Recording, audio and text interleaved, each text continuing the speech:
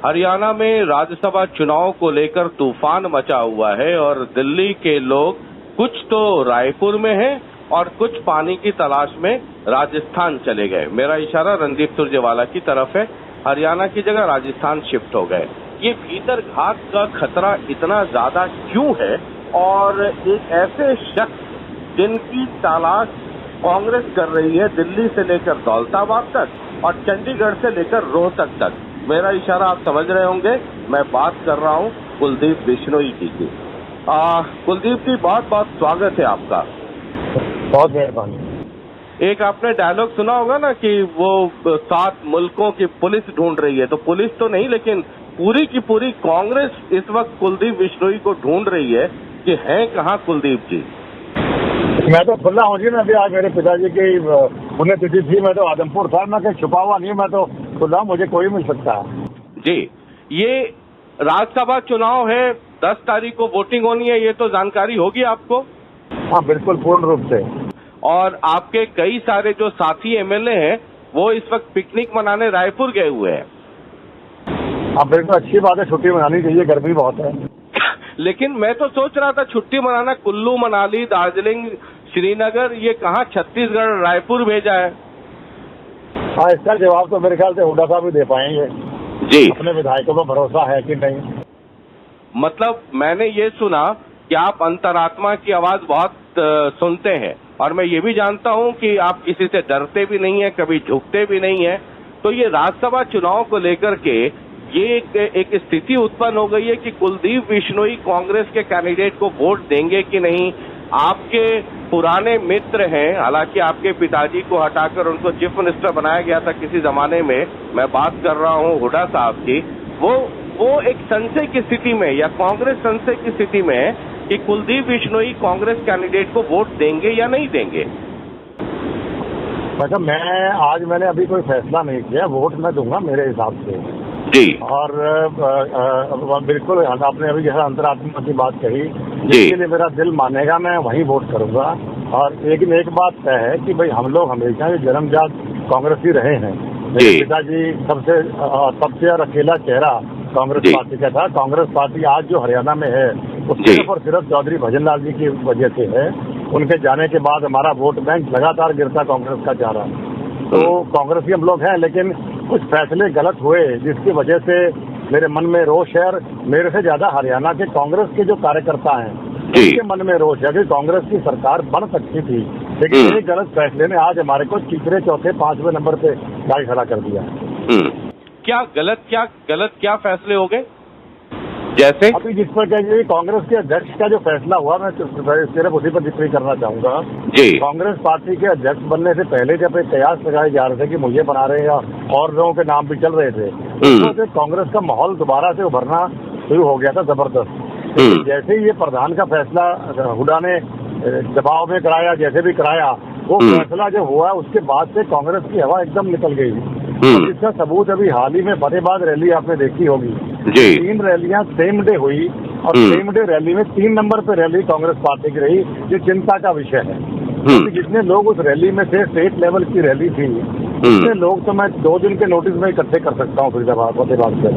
जी, ये एक सवाल ये भी है कि क्या जब प्रदेश अध्यक्ष की बात हुई तो क्या कांग्रेस हाई कमान से आपकी बात हुई थी? क्योंकि इसको लेकर के बहुत चर्चा है कि एक भरोसा दिया गया था कुलदीप बिश्नोई को कि अगर जब होगा तो आपके बारे में सोचा जाएगा, ये कमान दिया जाएगा आपको। तो बिल्कुल ये बात आपकी सही है। और लेकिन मैं इस पर ज्यादा प्रकाश अभी राहुल जी से मिले बगैर नहीं डाल पाऊंगा। लेकिन ये बात क्या है कि मुझसे वादे किए गए थे और वादे मैंने कहा था कि इसलिए मत करिए कि भाई कुलदीप बिश्नोई आपको चाहिए, वादा इसलिए करिए कि भाई कौन आदमी जो आपका ट्रेडिशनल वोट बैंक है कांग्रेस पार्टी का वो वापस ला सकता है। उस सूरत में मुझसे वादा किया भाई आपका सबसे सशक्त और मजबूत चेहरा है और आपके पिताजी की बहुत बड़ी विरासत भी आपके साथ है, तो आप ला सकते हैं। तो वादे करके वादा खिलाफी करने का मलाल है मुझे। तो किसने वादा किया, ये हुड्डा साहब ने या दिल्ली? आप आऊंगा, ये बहुत अंदरूनी मामला है पार्टी का। मतलब ये मैं मान के चलूं ना कि वादा तो ये हुआ होगा दिल्ली की तरफ से। हाँ, मतलब वादा अच्छे लेवल के लोगों ने किए मुझसे। हाँ ठीक, मैं नाम नहीं पूछ रहा हूँ, लेकिन किसी रिस्पॉन्सिबल आदमी ने ही कहा होगा ना आपसे, ये भरोसा दिया होगा। अब मैं रिस्पॉन्सिबल हूँ तो रिस्पॉन्सिबल आदमी की बात मानूंगा जी। तो कई चर्चा ये भी है कि आपका नाम हुड्डा साहब ने कटवा दिया। देखो, कटवाने वाला तो कौन होता है, मेरा नाम। लेकिन ये बात है कि फैसला दबाव में हुआ है, जो मैं अपने खुले तौर पे ट्विटर पे भी लिख चुका हूँ। दबाव में आया हुआ फैसला कभी पार्टी हित में नहीं होता, चाहे वो हरियाणा है, चाहे वो किसी स्टेट में हो, या वो कांग्रेस है, बीजेपी है, कोई भी पार्टी हो। फैसले मेरिट पे किए जाते थे इंदिरा जी, राजीव जी के टाइम पे, तब कभी हमारी कांग्रेस पार्टी आगे बढ़ती थी। हम दबाव में फैसला करेंगे तो आगे कैसे बढ़ेगा? वर्कर मायूस है आज कांग्रेस का हरियाणा में, राजस्थान तक लोग मायूस है कि ये फैसला गलत है। ये जो फैसले हुए दबाव में, जिस तरीके के फैसले हो रहे हैं, इसका असर पड़ेगा राज्यसभा चुनाव पर? राज्यसभा का मैं अभी फिलहाल नहीं कह सकता, अभी बहुत जल्दी 2-4-5 नजदीक आने की 10 तारीख के फिर एक बार दोबारा बात करूंगा आपसे, तब मैं थोड़ा प्रकाश डालूंगा उससे। लेकिन आप ये कह रहे हैं कि आपको भी अंतरात्मा की आवाज सुननी चाहिए और बाकी जो आपके दूसरे साथी एमएलए हैं उनको भी अंतरात्मा की आवाज सुननी चाहिए। बिल्कुल, जो अंतरात्मा की आवाज सुन के जो आदमी फैसले करता है वो फैसला सही होता है। तो अंतरात्मा की आवाज अगर ये कह दे कि कार्तिकेय शर्मा को वोट दे दो, तब? आज मैं इससे कुछ नहीं कह सकता। ये अंतरात्मा मेरी क्या कहेगी 9 तारीख की रात को या 10 को सुबह, मैं उससे वोट करूंगा। लेकिन ये तय है कि आप जाएंगे वोट देने, आप एस्केप नहीं करेंगे? ऐसा तो नहीं होगा कि आप वोट देने ही ना जाए?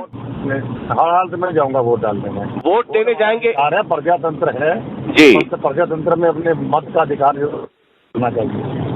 ये 100% है कि आप वोट देने जाएंगे, वहां जाकर के अंतरात्मा की आवाज सुनेंगे और तब वोट देंगे। बिल्कुल बिल्कुल। ये कांग्रेस में फिर इतना खौफ क्यों है? हुड्डा साहब, ये सब लोग जो रायपुर गए हुए हैं, ये कहाँ सुराग है, कहाँ छेद है, कहाँ इमारत कांग्रेस की इतनी कमजोर कि इतना डर गए? बिल्कुल, मैं आपकी इस बात से सहमत हूँ, क्योंकि हमें हमारे विधायकों पर भरोसा रखना चाहिए। इससे कहीं न कहीं हमारे एक तो छवि खराब हुई है लोगों के मन में हमारी पार्टी की, और दूसरा कहीं न कहीं विधायकों के मन में भी रहा होगा कि भाई मैं कोई 7 बार विधायक है, कोई 2 बार विधायक है, कोई 4 बार विधायक है, कि भाई हम पे भरोसा पार्टी नहीं करती, तो कहीं न कहीं ये शोभा नहीं देता है। कुलदीप जी, आपकी मुलाकात कई बार इस दरमियान में मनोहर लाल जी से भी हुई, खट्टर साहब से।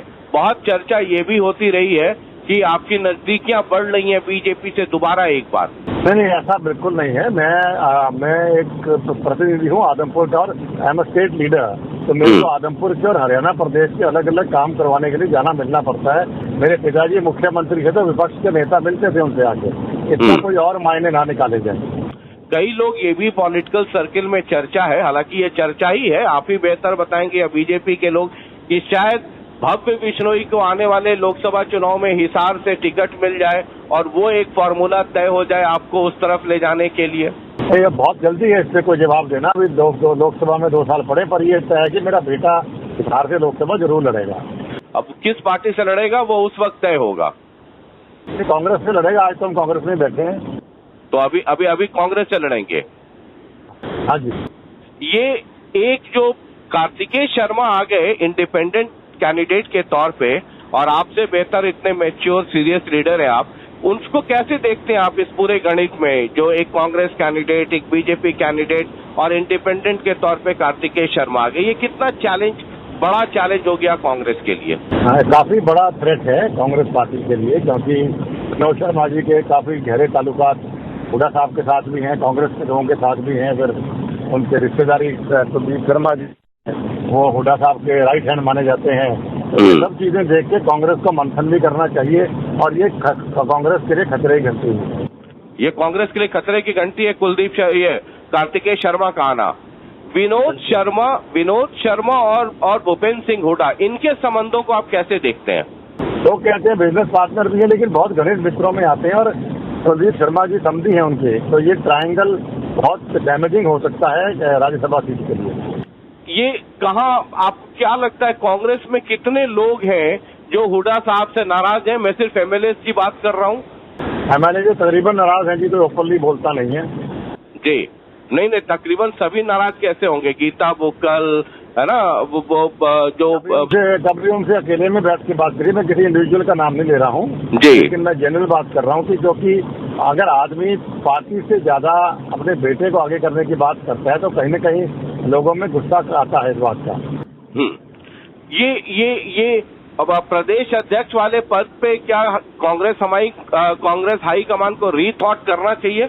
100% करना चाहिए, एक रिव्यू करके और एक रिवर्स करना चाहिए डिसीजन को, अगर अगली सरकार बनानी है तो, वरना हमारी लड़ाई तीसरे, चौथे और 5वें नंबर की रहेगी। रणदीप सुरजेवाला को राजस्थान भेजा गया, इसको किस रूप में देखते हैं आप?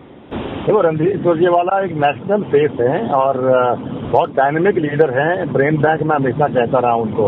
पॉपुलर लीडर ये नहीं कि उनको हरियाणा में ही होना चाहिए था, हरियाणा से खड़े हो जाए अच्छी बात थी, हम बड़े खुल के कंपेयर करते, लेकिन अगर राजस्थान भेजा गया तो he is not a unknown name कि सडनली किसी को उठा के आपने भेज दिया।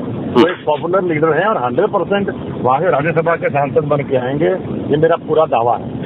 सवाल ये नहीं कि वो राजस्थान जा ही सकते हैं, क्या हरियाणा में कोई बैक स्टैबिंग का कोई खतरा था? क्योंकि जींद बाई इलेक्शन हम लोग देख चुके हैं और जींद बाई इलेक्शन के बाद रणदीप सुरजेवाला ने लंबी चौड़ी चिट्ठी लिखी थी रणदीप जी ने, वो भी देख चुके हैं। तो ये क्या बैक स्टैबिंग का खतरा था जिसको अवॉइड करने के राजस्थान भेजा गया? इसके बाद इस पे प्रकाश तो हाईकमान ही डाल सकता है, लेकिन मैं तो फिर दोहराना चाहूंगा, ये तो नेशनल फेस, जो नेशनल फेस होता है वो कहीं से भी चुनाव लड़ सकता है, कोई नए कोई अचंभे की बात नहीं होनी चाहिए। एक आखिरी सवाल दोबारा आपसे क्लैरिफाई करना चाहूंगा, राज्यसभा चुनाव में कुलदीप बिश्नोई का ये मानना है कि कांग्रेस के सभी एमएलएस को अंतरात्मा की आवाज सुनकर वोट देना चाहिए। बिल्कुल, हर हालत में। और जो विनोद शर्मा है और जो भूपेंद्र सिंह हुड्डा है, उनके जो संबंध है और कुलदीप शर्मा के जो वो समधी है, ये बहुत बड़ा खतरा है कांग्रेस के लिए। और इस पे चिंतन करना चाहिए, इसको सीरियसली लेना चाहिए अजय माकन जी को भी और कांग्रेस पार्टी को।